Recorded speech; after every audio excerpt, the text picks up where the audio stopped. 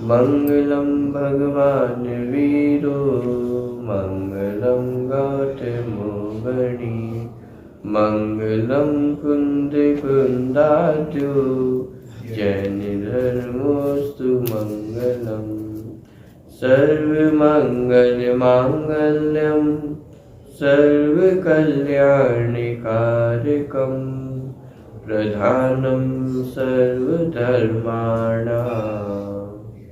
जैनम जयतु शास्त्रम् जीवम जीवम तपम जिनवर्वस्हेण येन नितिष्ठं देविन्द विन्द वन्दं वन्दे तं सर्वदा शिरसा।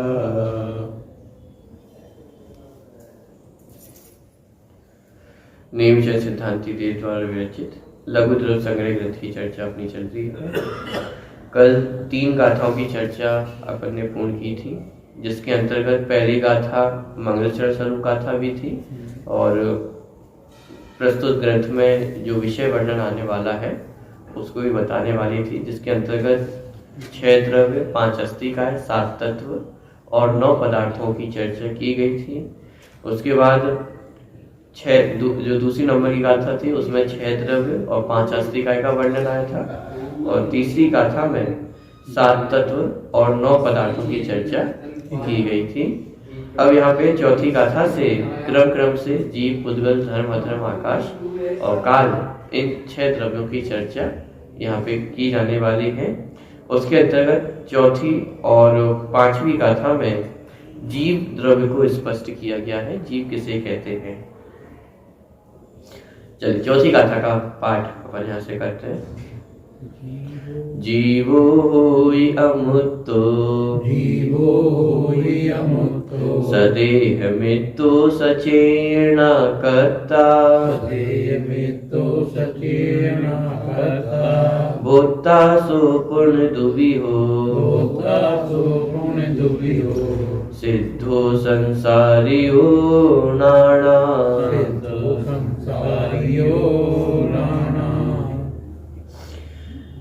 ये गाथाएं यदि आप देखेंगे और बृहद द्रव्य संग्रह से आप मिलान करके देखेंगे तो बिल्कुल मिलती जुलती जो गाथाएं हैं वो आपको देखने को मिलेगी। जैसे जो चौथी नंबर की गाथा आई हुई है, जब बृहद द्रव्य संग्रह ग्रंथ में जीव के स्वरूप का वर्णन प्रारंभ किया था तो वहां पर भी इसी तरह की जो गाथा थी वो आपको वहां पे देखने को मिलेगी। 15 नंबर पेज पे है, 14 नंबर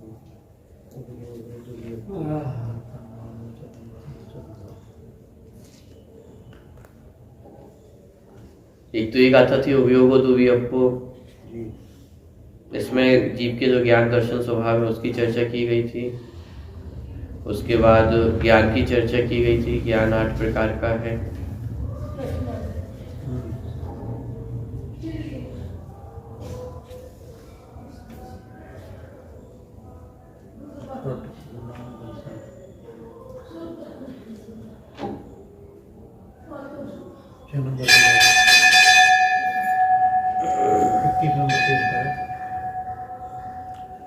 वो गाथा भी आई थी, जीवो वो मऊ अमुत्तिकत्ता सदेह परिणामो भोता संसारत्तो सिद्धो सो विश्वसो डगई।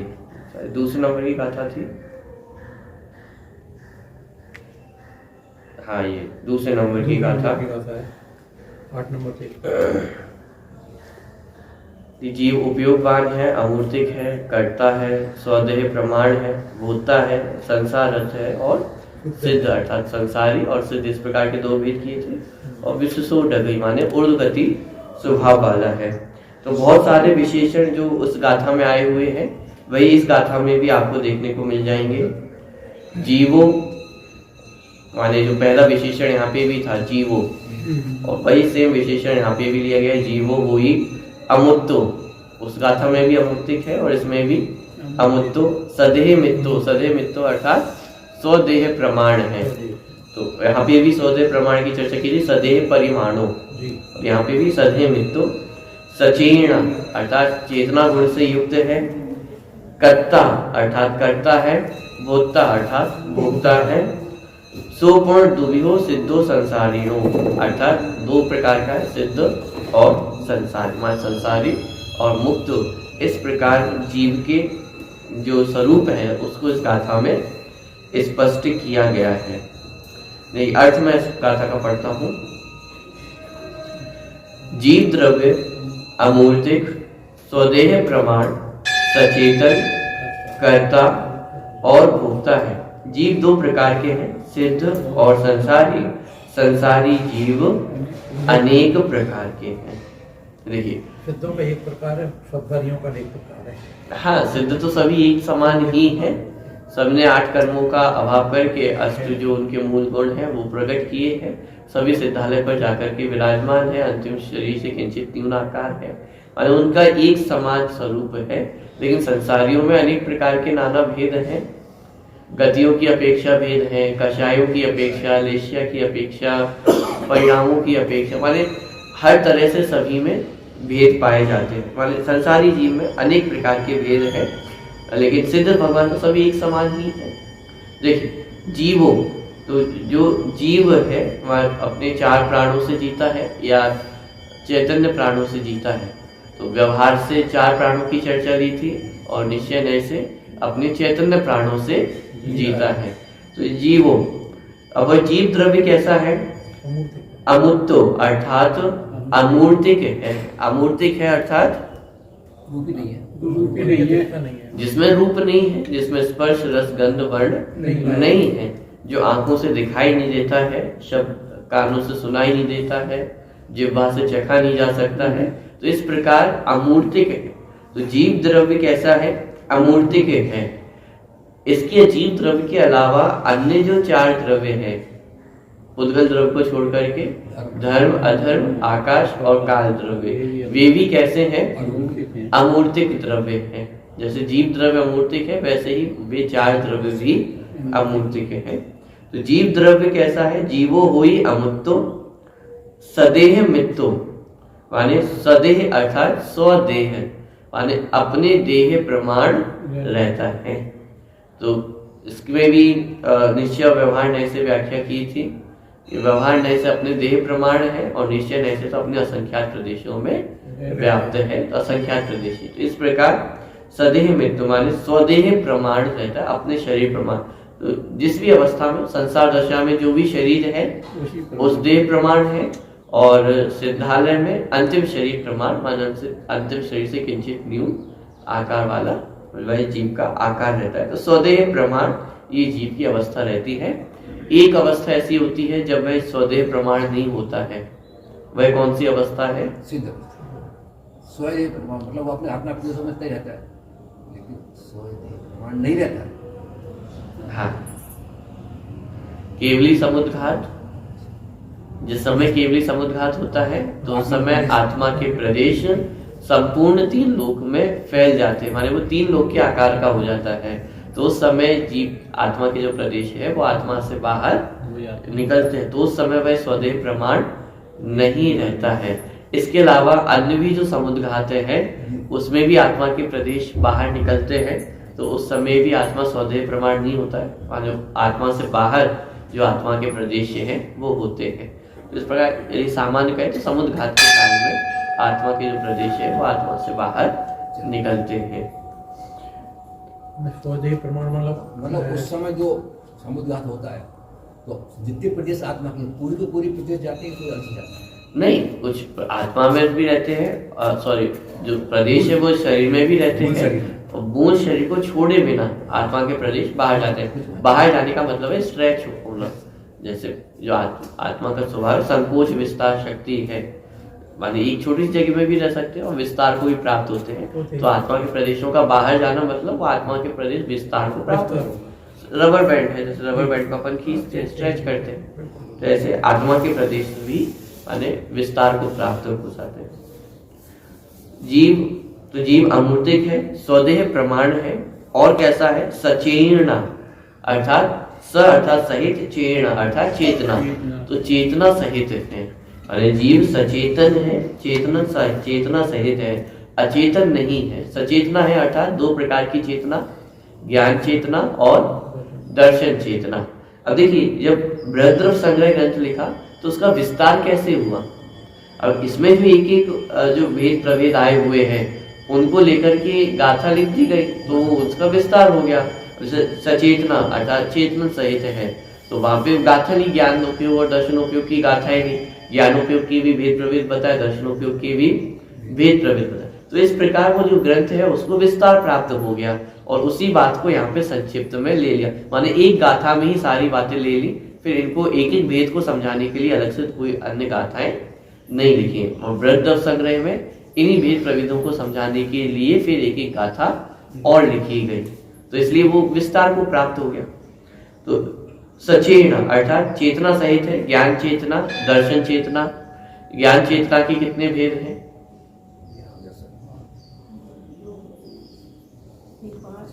5 भेद हैं, मति ज्ञान, शुद्ध ज्ञान, अवधि ज्ञान, मनोपय ज्ञान और केवल ज्ञान। और दर्शन चेतना के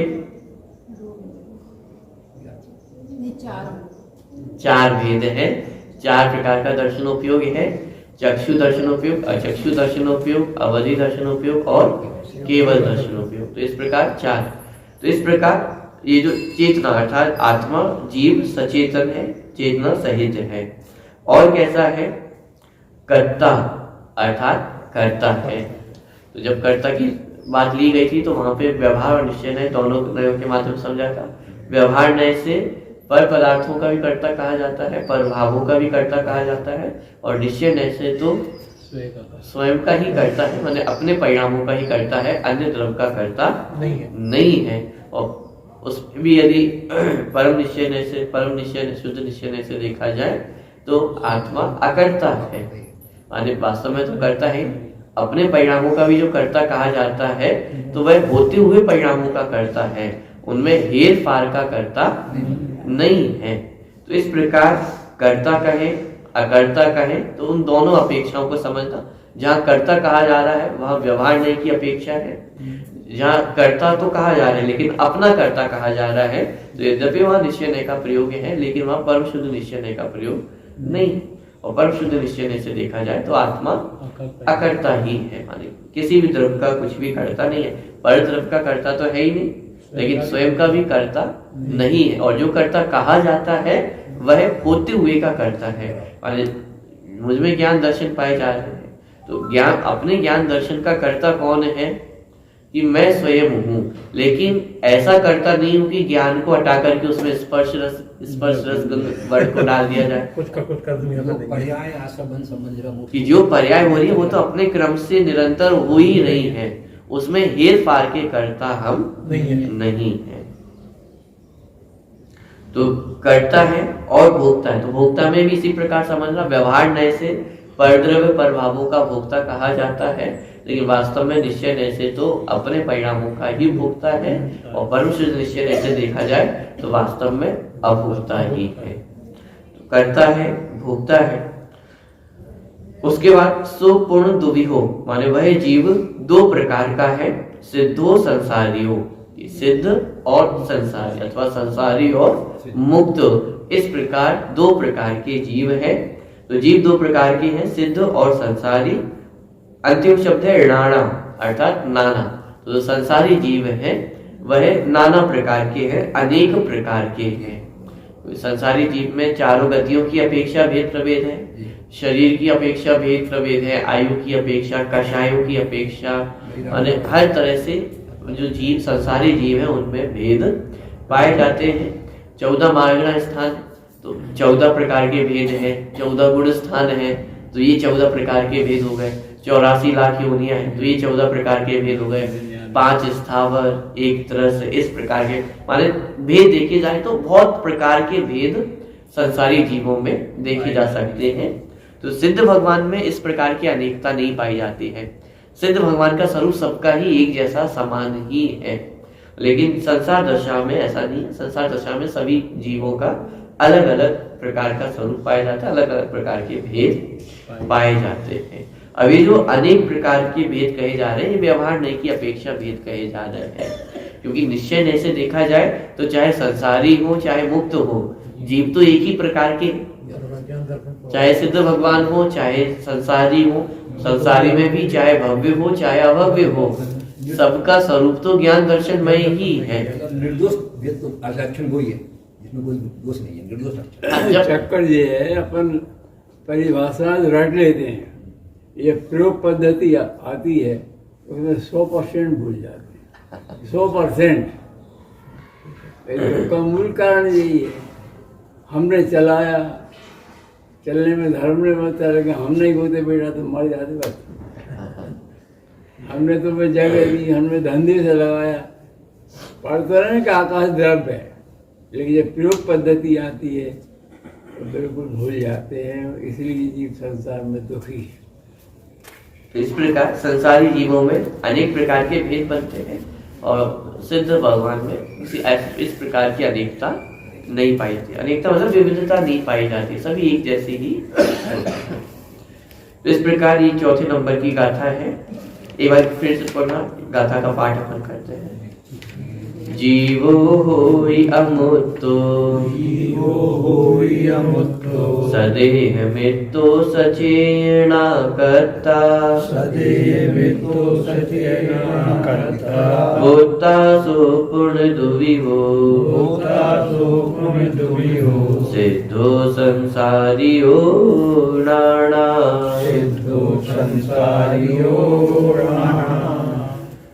तो इस प्रकार जीव के स्वरूप को स्पष्ट करने वाली ये चौथी गाथा, और पांचवी गाथा में भी जीव के स्वरूप को स्पष्ट किया है। और पांचवी गाथा बहुत प्रसिद्ध गाथा है, यदि आपने पढ़ा हो, एक नजर जाएगी तो आप तुरंत पहचान जाएंगे कौन सी गाथा है ये। इसमें तो दादा तो मैं ज्ञानानंद स्वामी उस गाथा को पूरा वक्त लिख दिया है। पढ़िए, आप ही पढ़िए गाथा को, कौन सी गाथा है ये। उच्चारण करा है हमने, मेरा सहित नहीं, रूप रहित नहीं हूँ, गण सहित नहीं हूँ। हरा स्वरूप भी अच्छा, दूसरी पंक्ति का दूसरा शब्द पढ़िए। आलिंग ग्रहण की गाथाएं कहाँ कहाँ मिलती हैं?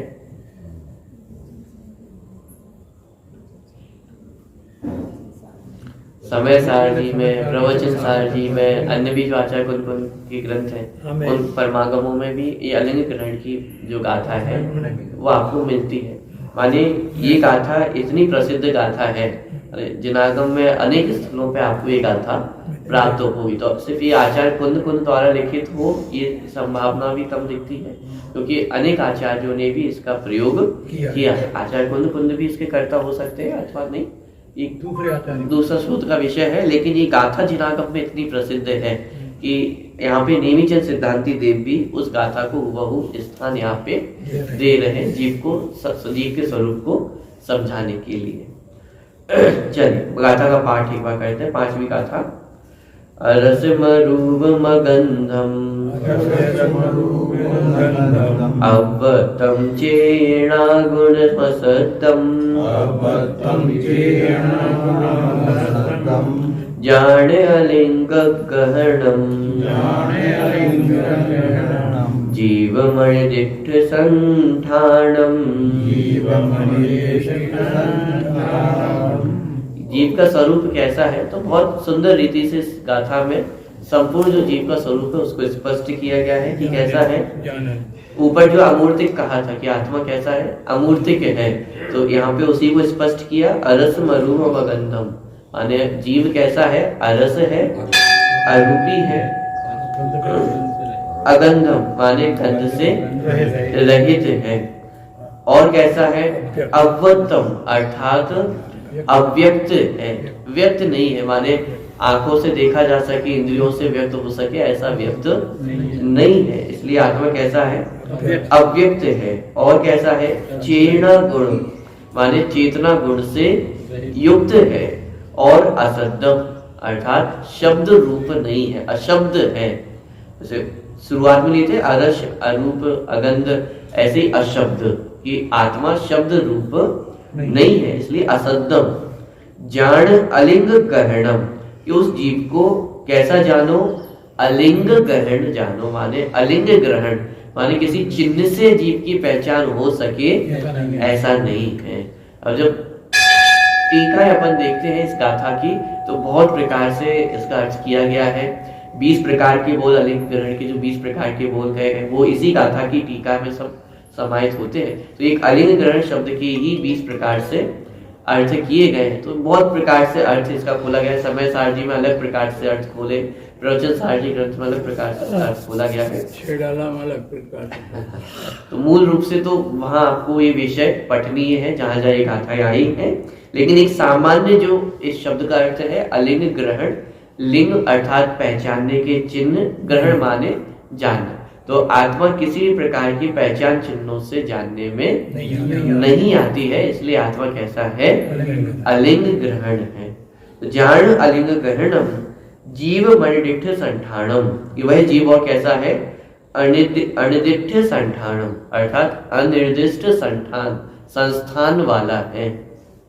अनिर्दिष्ट मतलब जिसका कोई निर्देश नहीं किया गया है, जिसका कोई आकार बताया नहीं गया है। तो अनिर्दिष्ट संस्थान माने कोई पर्टिकुलर इसका आकार नहीं है।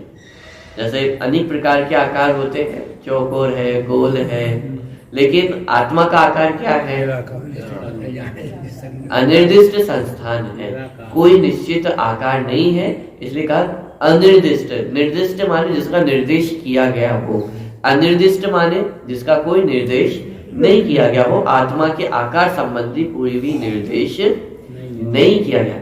यहाँ पे आकार की मनाही नहीं की जा रही है, क्योंकि प्रत्येक द्रव्य में प्रदेशत्व गुण है, तो प्रत्येक द्रव्य का कोई ना कोई आकार होता है, लेकिन जीव द्रव्य का कोई भी निर्दिष्ट आकार नहीं है अथवा एक आकार नहीं है। आत्मा में असंख्यात प्रदेश हैं और वह जिस शरीर में रहता है उस शरीर के आकार रूप हो जाता है, लेकिन एक पर्टिकुलर कोई आकार कहा जा सके कि जीव का ये आकार होता है, तो ऐसा कोई निर्दिष्ट आकार अथवा संस्थान जीव का नहीं है। इसलिए कैसा है? अनिर्दिष्ट संस्थान। देखिए अर्थ पढ़ते हैं। जीव को रस रहित, रस रहित माने रसना इंद्रिय से आत्मा की जानकारी करना संभव नहीं है, क्योंकि रसना इंद्रिय रस को जानती है और आत्मा कैसा है? अरस है, माने आत्मा में किसी प्रकार का रस नहीं है। तो जिसको आत्मा का आनंद आता है तो उसे खट्टा आता है कि मीठा आता है? कि वो आनंद ना खट्टा है ना मीठा है, वह अतीन्द्रिय आनंद है। ठीक, तो हम जो तुलना करने का प्रयास करते हैं, माने हम आत्मा के आनंद को इन इंद्रियों के आनंद से कंपेयर करने की कोशिश करते हैं कि कैसा आनंद आता होगा। रसगुल्ले खाने जैसा आनंद आता होगा, ठंडों के दिनों में हीटर मिल जाए ऐसा आनंद आता होगा, गर्मी के दिनों में एसी मिल जाए ऐसा आनंद आता होगा, बहुत तेज प्यास लगी और शीतल जल मिल जाए ऐसा आनंद आता होगा। ये सारे जो हमारे प्रयास है, ये इंद्रिय सुख से हम अतीन्द्रिय सुख को कंपेयर करने की कोशिश करते हैं कि साहब इसी में और अनंत गुणा कर दो तो वैसा आनंद होता होगा। कि अरे भाई ये वैसा आनंद नहीं है, क्योंकि जिसको आप आनंद समझ रहे हो इंद्रिय सुख से आप कंपेयर करने की कोशिश कर रहे हैं। इंद्रिय सुख तो वास्तव में सुख भी नहीं है, जिसे हम सुख मानकर बैठे हैं वह तो वास्तव में दुख है। और उसमें कितना गुणित किया जाए कि वो अतीन्द्रिय आनंद की तुलना हो जाए। कि एक तरफ दुख है और दूसरी तरफ सुख है, तो उसमें कोई भी तुलना नहीं है। तो आत्मा व्यवहार में कहते हैं कि करोड़ों सूर्य से भी ज्यादा तेज होता है।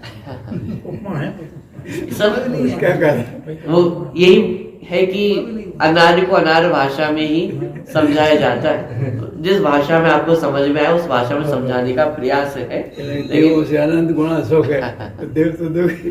लेकिन वास्तव में हाँ, वास्तव में इंद्रिय सुख अलग है और अतीन्द्रिय सुख अलग है। इंद्रिय सुख तो वास्तव में दुख ही है और अतीन्द्रिय सुख वास्तविक सुख है, तो दोनों में कोई तुलना नहीं है।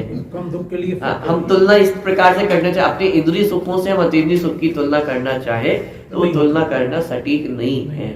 ये तो सिर्फ एक जैसे कोई बालक हो और उसको लालच देना हो, कोई अच्छी चीज से जोड़ने के लिए उसे लालच दिया जाता है, तो बस यही प्रकार का आपको लालच है कि कम से कम इसी बहाने आप ये विषय समझने तो है। एक बार विषय समझ में आएगा तो ये बात अपने आप समझ में आ जाएगी कि इंद्रिय सुख अलग है और अतीन्द्रिय सुख अलग है। तो देखिए आत्मा कैसा है, जीव कैसा है, रस रहित है। उसी तरह रूप रहित है।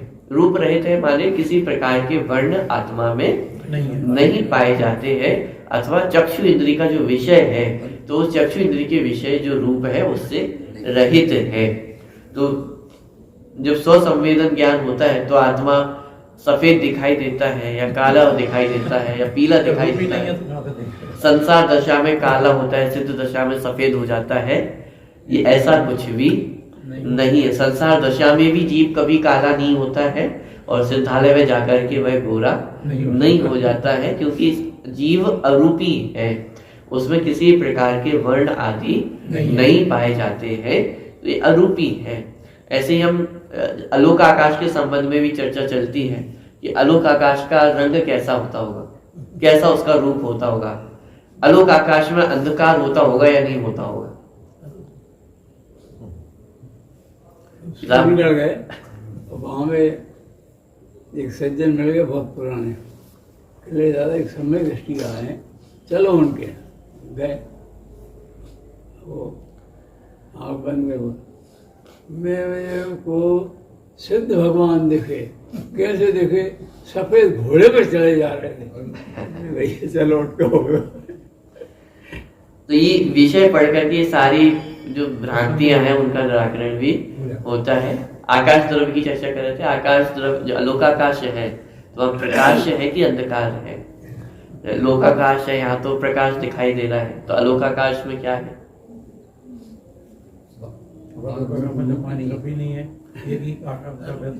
अरे अलोकाकाश में ना प्रकाश है ना अंधकार है। यहाँ भी जो हमें प्रकाश दिखाई दे रहा है तो ये प्रकाश पुद्गल द्रव्य की पर्याय, ये पुद्गल द्रव्य हमें दिखाई दे रहा है।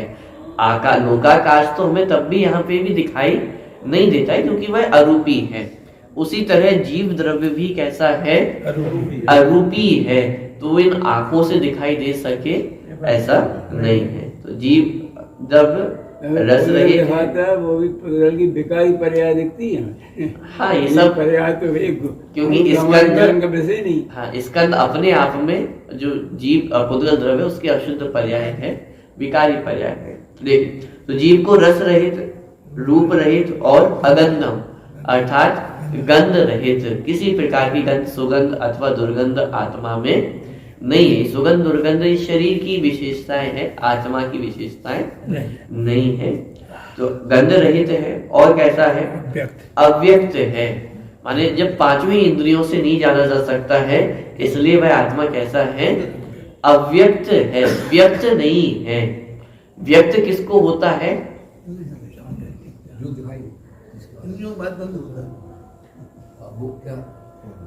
कि अतीन्द्रिय ज्ञान से ही वह व्यक्त होता है, और व्यक्त होने का मतलब उसमें वर्ण रस रूप ये सब आ जाते हो, ऐसा नहीं है। मात्र अतीन्द्रिय ज्ञान का विषय बनना, स्वसंवेदन ज्ञान का विषय बनना, जैसे अतीन्द्रिय प्रत्यक्ष हम कहते हैं, तो स्वानुभव प्रत्यक्ष कहते हैं, तो उस समय वह आत्मा व्यक्त होता है, और व्यक्त होने का मतलब है हमारे ज्ञान का विषय बनता है। लेकिन जैसी व्यक्तता हम पुद्गल द्रव्य की समझते हैं, माइक की, चेयर की, टेबल की, छुआ जा सकता है, देखा जा सकता है, चखा जा सकता है, ऐसी व्यक्तता आत्मा में, जीव द्रव्य में नहीं होती है। इसलिए कहा कि जीव द्रव्य कैसा है? अव्यक्त है। अव्यक्त की अपेक्षा समझना, पांच इंद्रियों से जानने में नहीं आता है इसलिए अव्यक्त है, स्वानुभव से जानने में आता है इसलिए तो व्यक्त है। तो कैसे कहें कि आदमी मर गया? वो तो का, और पूजन की पंक्ति अपन पढ़ते हैं, सदा जो आबाल गोपाल है उनको जानने में आता है, तो इस अपेक्षा से तो व्यक्त है। लेकिन इंद्रियों से जाना नहीं जा सकता है, इंद्रियों की अपेक्षा वह कैसा है? अव्यक्त है। अथवा पुद्गल द्रव्य की जैसी व्यक्तता है वैसी व्यक्तता जीव द्रव्य की नहीं होती है। इस अपेक्षा से जीव को क्या कहा? अव्यक्त है, अव्यक्तम। और कैसा है? शब्द रहित है। तो जीव द्रव्य शब्द रूप नहीं है, माने शब्दों से रहित है। इससे इसके दोनों अर्थ हो सकते हैं। शब्द से जाना भी नहीं जा सकता, माने शब्द से जीव की पहचान हो, ऐसा नहीं है, क्योंकि शब्द पुद्गल द्रव्य की पहचान है, जीव द्रव्य की पहचान नहीं है। और जीव अपने आप में भी शब्द रूप नहीं है। ठीक है, तो अशब्दम अर्थात शब्द रहित है। जीव में शब्द, जीव से शब्द उत्पन्न नहीं होते हैं और जीव शब्द रूप नहीं है। और कैसा है, लिंग द्वारा जिसका ग्रहण ना हो सके ऐसा, माने जीव की ऐसी कोई पहचान नहीं है, बाह्य कोई ऐसी पहचान नहीं है जिसके माध्यम से जीव को पहचाना जा सके। व्यवहार नय से जीव के अनेक चिन्ह बनाए जाते हैं, माने मनुष्य पर्याय में है तो 5 इंद्रियों को जीव का चिन्ह कहा। ये 5 इंद्रियां यदि एक्टिव हैं, काम कर रही, तो इसका मतलब ये जीवित है। तो इस प्रकार जीव के पहचानने के चिन्ह बनाए जाते हैं, लेकिन वह सब व्यवहार नय का प्रयोग है। वास्तव में निश्चय नय से देखा जाए तो जीव का ऐसा कोई भी बाह्य चिन्ह नहीं है जिसके माध्यम से जीव को पहचाना जाना जा सके। इसलिए लिंग अर्थात लिंग द्वारा जिसका ग्रहण ना हो सके ऐसा, जिसका संस्थान निर्दिष्ट नहीं है, यानी जिसका कोई भी आकार निर्दिष्ट नहीं है, जिसका कोई आकार कहा गया नहीं है। आकार होता है या नहीं होता है? आकार होता है, लेकिन चूंकि वह आकार निर्दिष्ट नहीं है, कहा गया नहीं है, इसलिए कहा अनिर्दिष्ट संस्थान। जो आकार है वह कैसा होता है? स्वदेह प्रमाण होता है। जैसा शरीर का आकार हो वैसा जीव का आकार हो जाता है, लेकिन उस आकार को क्या नाम दिया गया है? उस आकार का कोई भी नाम नहीं है, परिवर्तित होता रहता है। जिस आकार जिस शरीर में जाए उस आकार का हो जाता है, इसलिए अनिर्दिष्ट संस्थान, जिसका संस्थान निर्दिष्ट नहीं है ऐसा।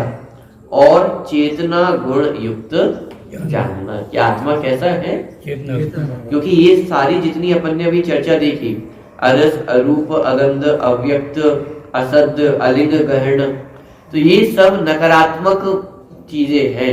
आत्मा में रस नहीं है, गंध नहीं है, वर्ण नहीं है, शब्द नहीं है, रूप नहीं है। तो प्रश्न ही खड़ा हुआ, तो है क्या? कुछ है कि नहीं है? नहीं है, नहीं है, ये सारी चीजें तो हो गई, लेकिन कुछ है या नहीं है? तो कहा चेतना गुण, ये आत्मा में चेतना पाई जाती है, आत्मा चेतनता से युक्त है। फिर उसके भेद प्रभेद अपन कर सकते हैं, ज्ञानोपयोग, दर्शनोपयोग, ज्ञानोपयोग के भेद, दर्शनोपयोग के भेद, तो वो सब उसके अंतर्गत आ जाएगा। तो ये सब नकारात्मकता की बात हुई। और फिर सकारात्मकता की आत्मा में चेतना गुण है, चेतना गुण से युक्त है। चेतना गुण मसद्दम अर्थात चेतना गुण से युक्त जानना। तो इस प्रकार चौथी और पांचवी गाथा के माध्यम से जीव द्रव्य के स्वरूप को स्पष्ट किया। अब आप द्रव्य संग्रह ग्रंथ में जाएंगे, हमारे पहले जो अपन द्रव्य संग्रह ग्रंथ पढ़ गया है, वहां पे जीव द्रव्य को समझाने के लिए बहुत सारी गाथाओं का प्रयोग किया गया। ये जो गाथा दूसरी गाथा थी, जीवो भोगमो मुक्तिकर्ता सदे परिमाणो, तो इसमें जो एक एक विशेषण आया था, 9 अधिकार आए थे, तो इन 9 अधिकारों के लिए 1 अथवा 2 गाथाओं का प्रयोग सर्वत्र किया गया था। तो उस तरह उसमें गाथाओं का विस्तार हो गया था। यहाँ संपूर्ण जीव द्रव्य के स्वरूप को 2 गाथाओं में ही समाहित कर लिया गया है। ठीक है, तो ये 2 गाथाओं के माध्यम से जीव द्रव्य के स्वरूप को यहाँ पे स्पष्ट किया गया है। अब आगे जो गाथा आने वाली है, 6ठे नंबर की गाथा और 7वें नंबर की गाथा, उसमें पुद्गल द्रव्य के स्वरूप को स्पष्ट किया जाएगा। 6ठी गाथा का एक बार मात्र पाठ कर लेते हैं और एक जो सामान्य अर्थ है उसको अपन समझ लेते हैं। वर्ण रस गंध फासा विजन्ते जस जिण वरु डिठा मुत्तो पुगल काओ उड़वी पहुरी हुसो सोडा। पुद्गल द्रव्य का वर्णन यहाँ पे किया जा रहा है। वह पुद्गल द्रव्य कैसा होता है? जिसमें वर्ण, रस, गंध, फासा, यानी जिसमें वर्ण पाए जाते हैं, रस पाया जाता है, गंध पाया जाता है और फासा अर्थात स्पर्श पाया जाता है। वे सब पुद्गल द्रव्य की विशेषताएं हैं। और ये गाथा आप देखिए 5वें नंबर की गाथा के बाद तुरंत ये गाथा ली गई है। तो 5वीं गाथा को रखने का एक प्रयोजन भी हमें यहाँ समझ आता है। तो जीव से विपरीत पुद्गल द्रव्य को बताना था। तो 5वीं गाथा में आत्मा को कैसा बताया? अरस, मरूप, गंधम, असद्धम।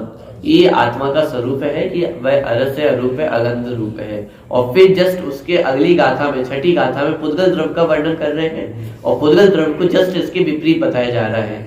आत्मा अरस अरूपी थी, तो यहाँ पे पुद्गल द्रव्य कैसा है, रस से युक्त है, रूपवान है। तो ये सब पुद्गल द्रव्य की विशेषता यहाँ पे बताई जा रही है। तो वर्ण, रस, गंध और स्पर्श से विद्यन्ते अर्थात विद्यते माने जिसमें ये सब विद्यमान है। तो क्या क्या विद्यमान है, फासा अर्थात स्पर्श, रस, गंध और वर्ण, ये सब पुद्गल द्रव्य में पाए जाते हैं। और ये जेड़ वरु रेठा माने यह पुद्गल द्रव्य का जो स्वरूप है वह जिन वरु रेठा माने जिनेन भगवान द्वारा, जिनवर द्वारा, जिनवर, ये जब अपन ने द्रव्य संग्रह ग्रंथ का मंगलाचरण पढ़ते हैं, जिनवर बसव, तो वहां पे भी जिनवर बसेहेन, जिनवर माने जिनेन भगवान द्वारा कहा गया है। तो उसी जिनवर शब्द का प्रयोग यहाँ पे किया कि ये जिनेन भगवान द्वारा कहा गया है। जिन वरु रेठा मुत्तो पुद्गल काहो, मुत्तो पुद्गल काहो कि वह पुद्गल द्रव्य कैसा है, मूर्तिक है। तो मूर्तिक पुद्गल काहो, काहो अर्थात काय, पुद्गल काय, यहाँ काय शब्द का प्रयोग क्यों किया कि पुद्गल द्रव्य अस्थि काय है, ये बताने के लिए यहाँ पे पुद्गल काहो, काहो अर्थात कायवान, और काय का अर्थ होता है जो बहुप्रदेशी हो। तो यहाँ पे पुद्गल द्रव्य को भी बहुप्रदेशी बताया जा रहा है, इसलिए काय शब्द का प्रयोग यहाँ पे किया कि पुद्गल द्रव्य भी अस्थि काय है। जीव अस्थि काय है, वैसे ही पुद्गल द्रव्य भी अस्थि काय है, बताने के लिए यहाँ पे पुद्गल काहो इस शब्द का प्रयोग किया।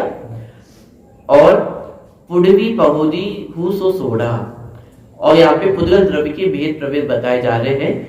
सोडा, सोडा मतलब 6 प्रकार का पुद्गल द्रव्य है और उसका उदाहरण दिया पुडवी आदि, पुडवी पहुदी, पुडवी अर्थात पृथ्वी, पहुदी अर्थात आदि, पृथ्वी आदि पुद्गल द्रव्य के 16 अर्थात 6 भेद हैं। अभी कौन से 6 भेद हैं?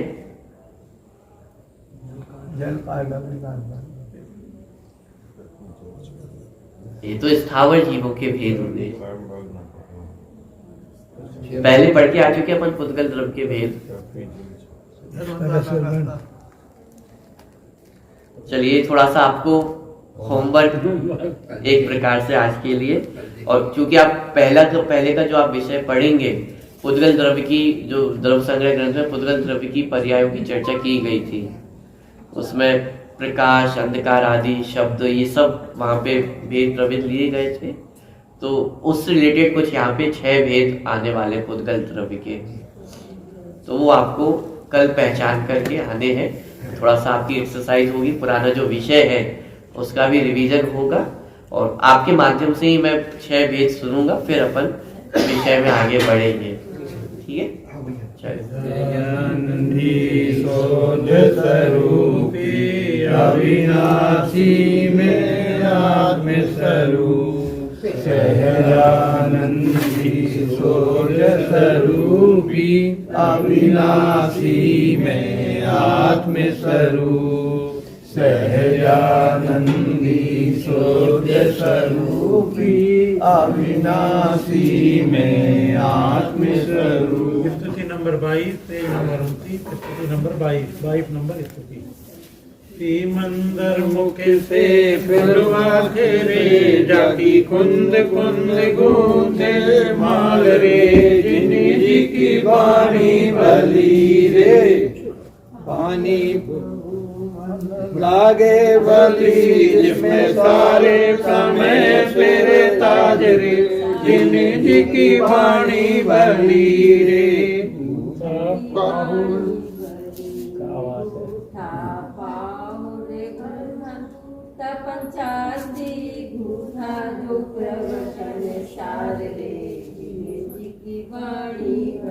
गूतानी हमें सारे गूता रहने सारे गूता समय का सारे रे, जिन्हें जी की वाणी बली रे।